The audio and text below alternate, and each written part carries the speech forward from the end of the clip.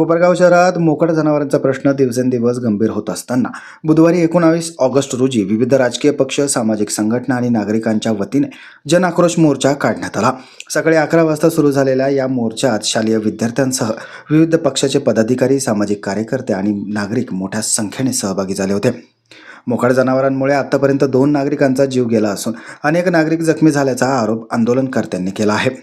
या प्रश्नावर यापूर्वीही नगरपालिका प्रशासन आणि सत्ताधाऱ्यांकडे वारंवार मागणी करण्यात आली होती, मात्र ठोस उपाययोजना होत नसल्याने नागरिकांमध्ये तीव्र नाराजी असल्याचं आंदोलनातून दिसून आले। आंदोलनाचे विशेष लक्ष वेधून घेणारे ठरले ते शिवसैनिक भावेश थोरात यांनी साकारलेले यमदूतचे रूप। मोकाट जनावरांमुळे नागरिकांच्या जीवाला निर्माण झालेला धोका आणि प्रशासनाचे याकडे होत असलेले दुर्लक्ष याकडे लक्ष वेधण्यासाठी हे प्रतिकात्मक रूप साकारण्यात आले होते। शहरातील सुमारे 50 विविध संघटनांनी या आंदोलनाला पाठिंबा दिल्याचं सांगण्यात आलं आहे। छत्रपती शिवाजी महाराज स्मारकाजवळ मोर्चाचे काही काळ सभेत रूपांतर झाले। यावेळी विविध पदाधिकाऱ्यांनी भाषणे करत प्रशासनाच्या भूमिकेवर नाराजी व्यक्त केली। या ठिकाणी मी कैलासवासी विकासजी डुंगरे आणि कैलासवासी किशोर भाऊ शिंदे यांना या ठिकाणी भावपूर्ण श्रद्धांजली वाहतो। आज या कोपरगाव शहरामध्ये जो जन आक्रोश मोर्चाचं या ठिकाणी आयोजन केलेले हे कुठलं राजकीय आयोजन नाहीये, हे प्रत्येकाच्या जीवासाठीचं एक त्याची काळजी घेण्यासाठी आपण या ठिकाणी आंदोलन करतोय। आम्ही बघितलं आपण का या कोपरगाव नगरपालिकेला आम्ही 13 तारखेला एक निवेदन दिलं होतं, त्यावेळेस विकासजी डुंगरे यांचा मृत्यू या ठिकाणी झालेला होता आणि ते निवेदन दिल्यानंतर सुद्धा ही कोपरगाव नगरपालिका या ठिकाणी जागी झाली नाही। त्याच्यानंतर सुद्धा शिंदेचा या ठिकाणी मृत्यू झाला। आपण बघतोय का कोपरगाव शहरामध्ये मोकाट जनावरांचा प्रश्न हा एकदम मोठ्या यज्ञावर आलेला आहे। आज नगरपालिकेचं इलेक्शन होतं, त्या नगरपालिकेच्या इलेक्शन मध्ये ज्यावेळेस आपण लोकांकडे मतं मागत होतो, त्या मत मागताना लोकांना आपण प्रत्येकाला सांगत होतो का आम्ही 100 दिवसामध्ये मोकाट जनावरांचा प्रश्न या ठिकाणी मार्गी लावू। तुम्ही खुर्चीवर बसल्यानंतर तुम्ही ते विसरून गेले का? तुम्हाला लोकांची काळजी नाही का? फक्त मत मागताना तुम्हाला लोकांना खोटे आश्वासन द्यायचे होते। आज हा कोपरगाव नगरपालिकेचा जो 100 दिवसाचा जो भोगळा होता तो या ठिकाणी फुटलेला आहे। मित्रांनो, मला सांगायला अतिशय वाईट वाटतं या ठिकाणी का आपल्या या दोन निष्पाप जीवांचा या ठिकाणी मृत्यू गेलेला आहे। आज आम्ही त्या विकासजी डुंगरे यांच्या घरी गेलो। 2 त्यांना लहान मुलं आहे, एक मुलगा 1लीला आहे, एक मुलगा 5वीला आहे। आज त्यांची घरची परिस्थिती एकदम भयानक आहे। आज कोपरगाव नगरपालिकेने या ठिकाणी त्यांना काहीतरी मदत या ठिकाणी जाहीर करायला हवी, नाहीतर त्यांना नोकरीमध्ये तरी कुठेतरी नगरपालिकेमध्ये त्यांच्या परिवारातून माणसाला घ्यायला हवं। कोपरगाव नगरपालिका जर अशाच पद्धतीचं निष्क्रिय काम करत असेल तर अतिशय वाईट परिस्थिती या कोपरगाव शहराची होईल। आपण ज्यावेळेस 13 तारखेला निवेदन दिलं, खरं तर निवेदन त्यांनी केराच्या टोपलीमध्ये टाकून दिलं असं झालं, कारण की त्याच्यानंतर सुद्धा त्यांनी काहीच त्याच्यावर ऍक्शन घेतली नाही। पण ज्यावेळेस शिंदे एक्सपायर झाले त्यानंतर नगरपालिकेला कुठेतरी जाग आली ना आताची 2-4 माणसं त्यांनी पकडले असं सांगितलं। मला काल व्हॉट्सअपवर एक पोस्ट आली, त्या पोस्टवर या हायवेचा उल्लेख केला गेला, कोणीतरी एक नावी पोस्ट टाकलेली आणि त्याच्यामध्ये या कोपरगावचे आमदार साहेबांचं नाव त्यांनी घेतलं गेलं का याच्यामध्ये 20 जणांचा मृत्यू गेला म्हणे। अरे बाबांनो, त्या हायवेची परिस्थिती कशी होती? त्या हायवेचं काम मान्य आमदार साहेबांमुळे या ठिकाणी होत आहे। गेल्या 40 वर्षामध्ये त्या रस्त्यावर जेवढे मृत्युमुखी झाले त्याच्या दोषी तुम्ही ठरणार आहे का? मग हे कुठलं राजकारण कुठं करू नका। आज आम्ही तुम्हाला सांगतो, कोपरगाव नगरपालिकेची या ठिकाणी जबाबदारी आहे का मोकाट जनावरांचा बंदोबस्त तुम्ही या ठिकाणी करायचा। तुमच्या अजेंड्यामध्ये तुम्ही लिहिलं होतं का 100 दिवसामध्ये आपण बंदोबस्त करू? मी तर म्हणतो या निष्क्रिय नगराध्यक्षाचा या ठिकाणी सर्वांनी मी जाहीर निषेध करतो आणि माझे 2 शब्द संपवतो। धन्यवाद। आंदोलनाचं त्यांना कोपरगाव शहरात कळलं तर काल काहीतरी बाजारदारामध्ये जागा आहे म्हणे, त्या ठिकाणी गोशाळा आपण करणार। खऱ्या अर्थाने तुम्ही ते गोशाळा करणार आहे का? मग काल त्या ठिकाणी तुम्ही गेले असताना तुमच्या नगरसेवकांचे तुमच्यावर भांडणं काय झाले? मग आमच्या भागात नको गोशाळा म्हणून, म्हणजे तुम्हाला पाहिजे ते तुम्ही करू शकता। कोपरगाव शहरातील नागरिकांना खोटं बोलून मतं मिळवले, सत्ता मिळवली आणि आज या कोपरगाव शहरातील नागरिकांना पुन्हा एकदा खोट्याच्या मागे जायला लावताय का या ठिकाणी गोशाळा करणार? गोशाळा करणार असेल तर करा, पण कोपरगाव शहरातील नागरिकांना ब्रिटिश करू आणि कोपरगाव शहरातील नागरिकांना सांगा मी हे काम करू शकत नाही, माझी कॅपॅसिटी नाही। सगळ्या कोपरगाव शहरातील नागरिक ती करते। परवा दिवशी त्या कृष्णेमध्ये कार्यक्रम झाला, काय होतं त्याचं संवाद विजन काहीतरी कोपरगाव म्हणून मोठा कार्यक्रम घेतला। त्या ठिकाणी कोपरगाव शहरातील एक दूरदृष्टी असलेले एक बिल्डर आहे नाईक साहेब, त्यांनी त्यांना फक्त एकच प्रश्न विचारला की तुम्ही जे कोपरगाव शहरामध्ये सांगितलं होतं 100 दिवसात 100 कामं करणार, ते 100 कामं जर तुम्ही केलं तर तुमचं 5 वर्षाचा प्रोग्राम होऊ शकतो, तेवढे कामं करा म्हणजे बस झालं म्हणे, हे काय आम्हाला जास्त मोठे स्वप्न दाखवू नका. अशा प्रकारची कोपरगाव शहरामध्ये वेड्यात काढणारे एक नगराध्यक्ष आहेत. काय तर म्हणे कोपरगाव शहरामध्ये आम्ही 2-3 वेळा मोकाट जनावर पकडण्याचे टेंडर दिले पण कोणी भरले नाही. अरे टेंडर कसे भरणार लोक? आल्यानंतर तुमचे पहिले राहते आमचे 4 कार्यकर्ते त्याच्यात ऍडजस्ट करून घ्या. कोण टेंडर भरणार आहे इथं? काल परवा टेंडरचं झालं असं कळलं, पण पत्रकार बंधू आहे, कोपरगाव शहरातील नागरिक आहे, त्यांना माझी विनंती का त्या टेंडर मध्ये कोण कोण भागीदार आहे याची चौकशी करा. म्हणजे कोपरगाव शहरातील नागरिक मृत्युमुखी पडत असताना तुम्हाला फक्त तुमचे जे कार्यकर्ते जे बगल बच्चे ते पाठी देणारे कार्यकर्ते त्यांना कशा प्रकारचं टेंडर देता येईल यासाठी जर तुमची एनर्जी वेस्ट होत असतात तर तुम्ही काय कोपरगाव शहराचं भविष्य करणार? तुम्ही काय अशी तोच काळांवर टीका करता? अहो आला बुलदर मोठा बुलदर अशोक दादांनी केला नसता तर कितीतरी बळी जात होते त्यावेळेला. अशा प्रकारचं काम काळ्याबरोबरच आहे. कुठं तुमची जी काम करण्याची कॅपॅसिटी नाही ते कोपरगाव शहराला सांगा. तुमच्याच्याने नसेल होत, आम्ही कोपरगाव शहरातील नागरिक आमदार आशुतोष दादा काळे या मोकाटदाराचा आम्ही आमच्या पद्धतीत बंदोबस्त करू, पण तुम्ही सांगा आमची त्या पद्धतीत लायकी नाही. तुम्ही प्रत्येक वेळेला या कोपरगाव शहरात खोटं बोलून जी सत्ता मिळवली आहे. आता तुम्ही मला सांगा, जवळजवळ 1 महिना झाला विकास डुंबरेचा ऍक्सिडेंट झाला होता, त्यावेळेला डुकार आडवं गेलं म्हणून पडले. किती डुकर कोपरगावात धरले त्यांनी सांगावं जाहीर पत्रकारासमोर. ज्या वेळेला हे शहीद जवान जो माणूस 17 वर्ष सरहद्दीवर दुश्मनाशी लढला, तो माणूस आता रिटायर झाल्यानंतर कोपरगाव शहरात आला. कोपरगाव शहरामध्ये त्याचा प्रपंच सांभाळत असताना रात्री जात असताना त्याचा ऍक्सिडेंट झाला. म्हणजे ज्या माणसाला दुश्मनाची गोळी छेदू शकली नाही त्याला तुमच्या बोगस नियोजनामुळे त्या माणसाचा बळी गेला. त्याला जबाबदार कोण आहे? त्याला जबाबदार तुम्हीच आहे. आणि ह्या ज्या दोन जे माणसं गेलेली आहे कोपरगाव शहरातील, तुम्हाला मी या सगळ्या सभेद्वारे सांगतो, या दोन्ही परिवाराला आर्थिक मदत तुम्हाला द्यावीच लागेल. आर्थिक मदत द्या त्या लोकांना. तुम्ही जे काय आज ते रोडवर आलेले प्रपंच, त्या दोघांच्या घरी लहान मुलं आहे, त्यांची जबाबदारी कोण घेणार? म्हणून तुम्हाला सांगणे का आज आम्ही नगरपालिकेत जाणार आहे, सर्वजण त्या ठिकाणी निवेदन देणार आहे, पण तुमच्या सगळ्यांच्या माध्यमातून त्यांना एकच गोष्टीची विनंती द्या, ही फक्त एक झलक आहे.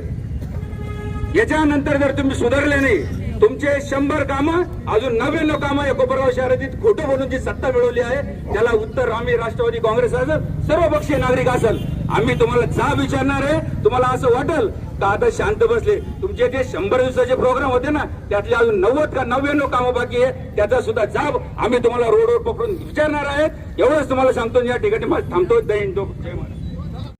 सोमवारचा दिवस राहतो, आमच्या मात्या भगिनी रस्त्यावर बाजारासाठी येतात, त्यांना गुरं ढोर ढकलून देतात, पाडतात, ऍक्सिडेंट होतात. हे किती दिवस चालणार? आणि प्रशासनाला मी एक विनंती करतो की आज सर्वपक्षीय हा आंदोलन आहे. आज हा शांततेच्या मार्गाने आम्ही करत आहोत साहेब, परंतु जेव्हा शिवसेनेच्या स्टाईलनी आम्ही जेव्हा आंदोलन करू तर मुख्याधिकारी साहेब फक्त टेंडर आहे शिवरात्रीची तुम्ही 10 वाजेपर्यंत अंधारात काढतात, ते आता सोडून द्या. हे सारे गुरं ढोळ घेऊन आम्ही तुमच्या दालनात घुसल्याशिवाय राहणार नाही आणि दालन फोडल्याशिवाय राहणार नाही. तर माझं नाव कोपरगाव शहरातला शिवसैनिकच नाही. जय हिंद, जय महाराष्ट्र.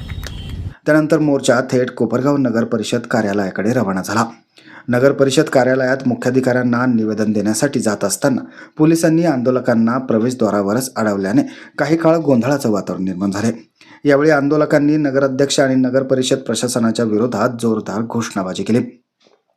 दरम्यान विविध संघटना, शाळा, महाविद्यालय आणि नागरिकांकडून प्राप्त झालेले मोकाट जनावरांच्या प्रश्नासंदर्भातील अर्ज राष्ट्रवादी काँग्रेसच्या वतीने मुख्याधिकाऱ्यांकडे सुपूर्द करण्यात आले.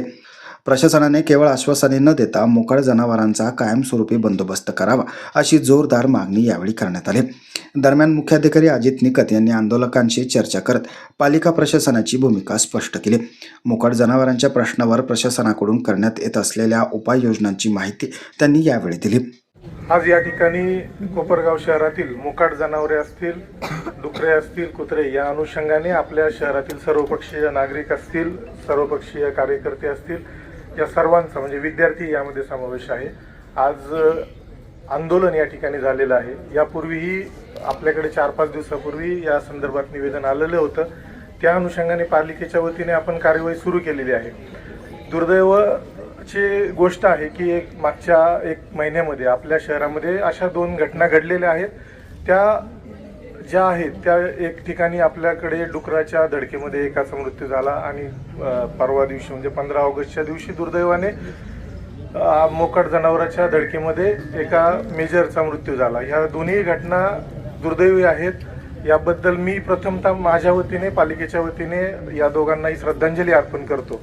आणि प्रशासनाचं हे काम आहे की आपल्या शहरातील नागरिकांचं संरक्षण करणं.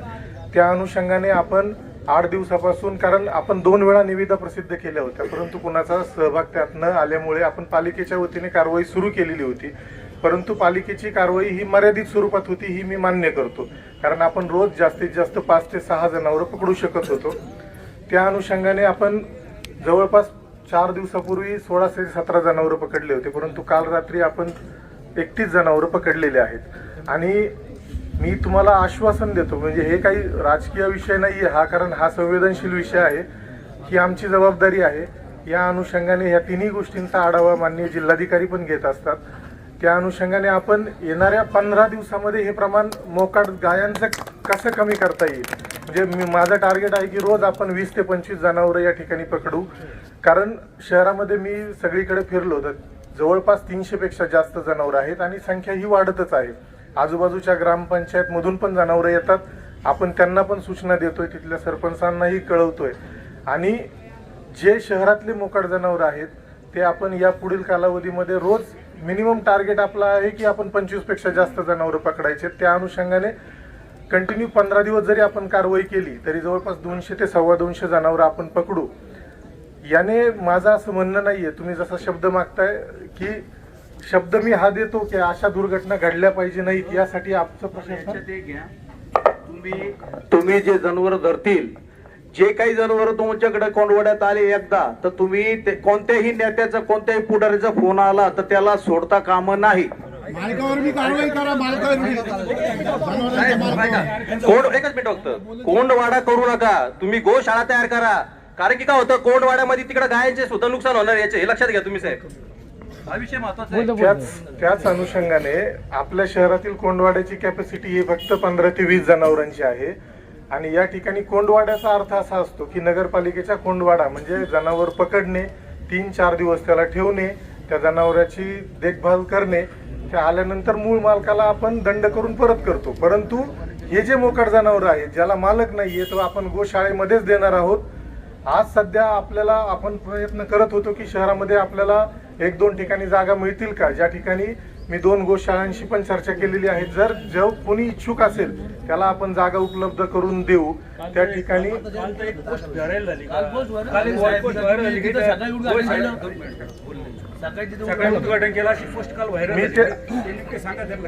तेच सांगतो, आपण 2 ठिकाणी जागा शोधली होती. त्या ठिकाणीही आपण प्रयत्न करतो आहोत. दुसऱ्या बेटामध्ये पण जागा शोधल्यात. 1-2 जागा आहेत. शेवट आपण सभेमध्ये हा निर्णय घेणार आहोत की कुठे करायचा आहे. प्लस जी समस्या नागरिकांनी मांडली की जनावरं पकडल्यानंतर ते आपण परत देणार का, तर कुणाचाही फोन आला, मी तुम्हालाही सगळ्यांना आवाहन करतो, कारण या ठिकाणी सर्वपक्षीय लोक आहेत की कुणीही आम्हाला फोन करू नये. ज्याचं जनावर असेल त्याने अगोदर त्याची दक्षता घ्यावी आणि झाल्यानंतर जनावर परत मिळणार नाही. जर खाजगी जनावर असेल त्याची किंमत 1 लाख असेल तर त्याला आम्ही 50,000 रुपये दंडाची मी नोटीस पण प्रसिद्ध केलेली आहे. म्हणजे निम्म्या किमतीची, बाजार मूल्याच्या निम्मी किंमत आपण वसूल करणार आहोत. कारण हा प्रश्न फक्त मोकाट जनावरं पकडणं आणि ठेवणं इथपर्यंत नाहीये. आज हा नागरिकांच्या जीवाशी आलेला आहे. हा आमचीही जबाबदारी आहे आणि आम्ही या जबाबदारीपासून मागे सरकणार नाही. परंतु आपणही सर्व नागरिकांना माझं आव्हान आहे या मोर्चाच्या निमित्ताने की आपण जे शहरात विविध भागात ज्या ठिकाणी घास टाकतोय किंवा सगळ्यांची आपण या ठिकाणी पद्धत आहे की त्यांना जनावरांना चारा देणे, तर आपला प्रयत्न हाच आहे की गोशाळा जर आपल्या शहरात झाली तर नागरिक त्या ठिकाणी येऊन ते देऊ शकतात. आपण प्रयत्न करू, एक चांगलं मॉडेल या मोकाट जनावरांच्या संदर्भात आपल्याला करता येईल आणि मला विश्वास आहे की आपण प्रयत्नाने हे सगळे जण मिळून करू शकतो.